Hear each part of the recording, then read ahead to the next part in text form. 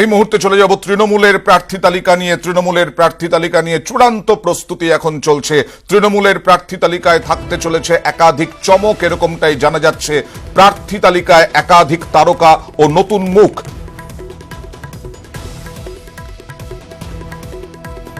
কথা বলবো আমাদের প্রতিনিধি আবির ঘোষালের সঙ্গে।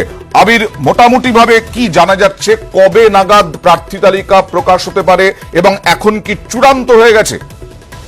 দেখো, প্রার্থী তালিকা চূড়ান্ত হয়ে গিয়েছে এবং আজকে সে কারণে মমতা বন্দ্যোপাধ্যায় তিনি নিজে যে নির্বাচনী কমিটি তৈরি করা হয়েছিল তাদেরকে নিয়ে তিনি বৈঠকও করেন।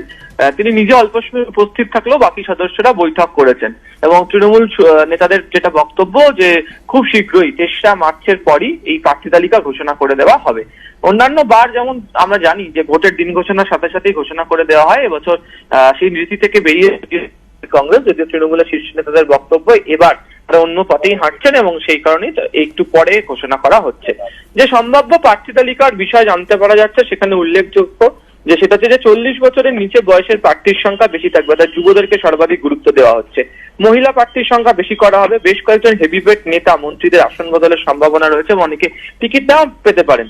বেশ কিছু যুব নেতাদের যেমন প্রার্থী করা হবে, তেমনি ভাবে যারা বয়স্ক, যাদের বয়স অনেকটাই বেশি, তারাও এই তালিকাতে না থাকতে পারেন। এবং তারকা প্রার্থী অর্থাৎ চলচ্চিত্র জগৎ, ক্রীড়া জগৎ থেকে শুরু করে যারা গত কয়েকদিনে যোগদানও করেছেন তৃণমূল কংগ্রেসে, এরকম বাছাই করা যুবদের মুখ, সেগুলো প্রার্থী তালিকায় থাকবে বলে এখনো পর্যন্ত তৃণমূল সূত্রে জানা গিয়েছে।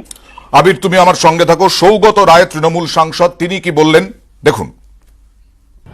কিভাবে কি ক্রাইটেরিয়ান হবে, কিভাবে ভোট হবে, এই সবটাই আলোচনা হয়েছে।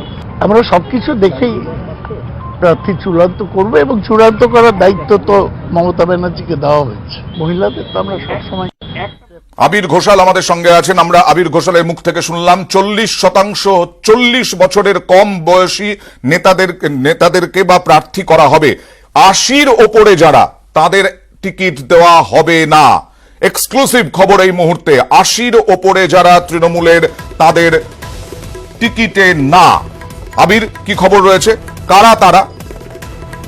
যেটা সূত্র যেটা জানা যাচ্ছে যে 80 বছর বয়স যাদের হয়েছে সেই সমস্ত প্রার্থী যারা তৃণমূল কংগ্রেসের ছিলেন, বিধায়ক, মন্ত্রী, তাদেরকে এবছর তৃণমূল কংগ্রেস তারা প্রার্থী করছে না।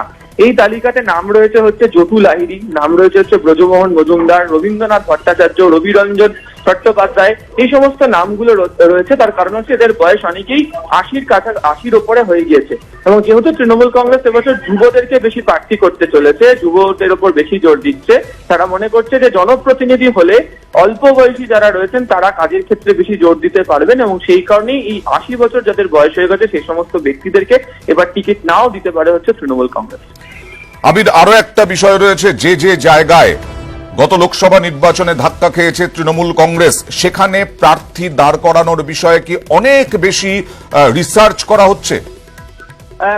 গত 1 থেকে 1.5 বছরেরও বেশি সময় ধরে তৃণমূল কংগ্রেসের তরফ থেকে এই সমস্ত কটা আসন পর্যালোচনা করা হয়েছিল, যার মধ্যে যেমন হচ্ছে জঙ্গলমহলের একটা বড় অংশ রয়েছে, উত্তরবঙ্গের মতো একটা আসন রয়েছে যেখানে খোদ মমতা বন্দ্যোপাধ্যায় তিনি নিজে যেমন দেখেছেন, একই সঙ্গে হচ্ছে ভোট কুশলী প্রশান্ত কিশোরের যে টিম তারাও দেখেছেন এবং এক্ষেত্রে দাঁড়িয়ে বিভিন্ন যারা পেশার ব্যক্তিত্ব যারা এই সমস্ত বিধানসভা ক্ষেত্রে রয়েছেন তাদের সঙ্গেও বহু ক্ষেত্রে কথা বলে, যাকে বলা হয় ফিডব্যাক নেওয়া, বা যাদেরকে প্রার্থীর বিষয়ে ভাবা হচ্ছে যারা রয়েছেন তাদের সম্পর্কে মানুষ কি ভাবছেন, তারা কতটা কাজ করার ক্ষেত্রে গ্রহণযোগ্য, সেই বিষয় নিয়ে একটা রিপোর্ট কার্ড তৈরি করা হয়েছিল।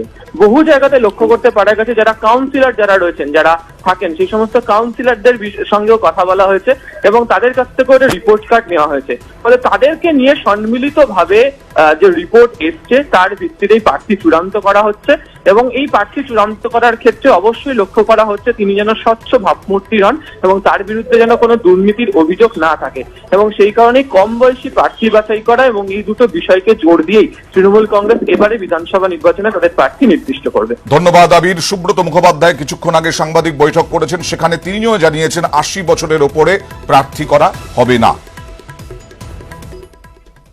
আজকে মিটিং হয়েছে, মমতা ব্যানার্জি ছিলেন, অভিষেক ব্যানার্জি ছিলেন, আমরা ছিলাম এবং সেখানে কয়েকটা সিদ্ধান্ত হয়েছে।